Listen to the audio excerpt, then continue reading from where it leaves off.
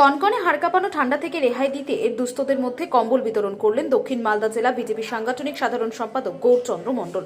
বৃহস্পতিবার বিকাল নাগাদ মালদার মানিকচকের ভারতীয় জনতা পার্টির প্রধান কার্যালয় থেকে 100 গরিব মানুষদের মধ্যে কম্বল বিতরণ করা হয়। জানা গেছে প্রতি বছরের মতো এবারও হাড় কাঁপানো ঠান্ডা থেকে গরিব দুস্থদের বাঁচাতে এই মহৎ কর্মসূচি গ্রহণ করেন গৌরবাবু। মালদা জেলা বিজেপি সাধারণ সম্পাদক গৌরচন্দ্র মণ্ডল ছাড়াও উপস্থিত ছিলেন মানিকচক মণ্ডল, দুই যুব মোর্চার সভাপতি সৌরভ রজক, অশোকা চৌধুরী মণ্ডল সহ অন্যান্যরা। কনকনে ঠান্ডাতে কম্বল পেয়ে খুশি গরিব দুস্থ পুরুষ এবং মহিলারা।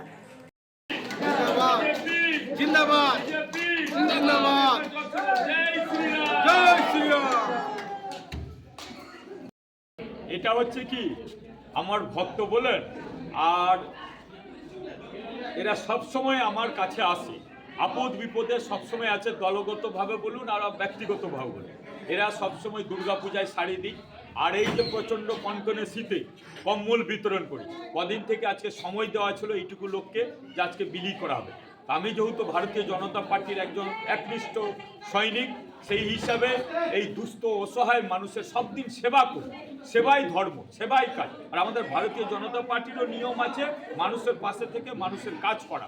এবার যেহেতু এইখানে জঙ্গলরাজ চলছে, এই গরিব দুঃখীদের কিছু দেয় না, এরা তোলামূল দুর্নীতি করে সরকার কিছু দেয় না।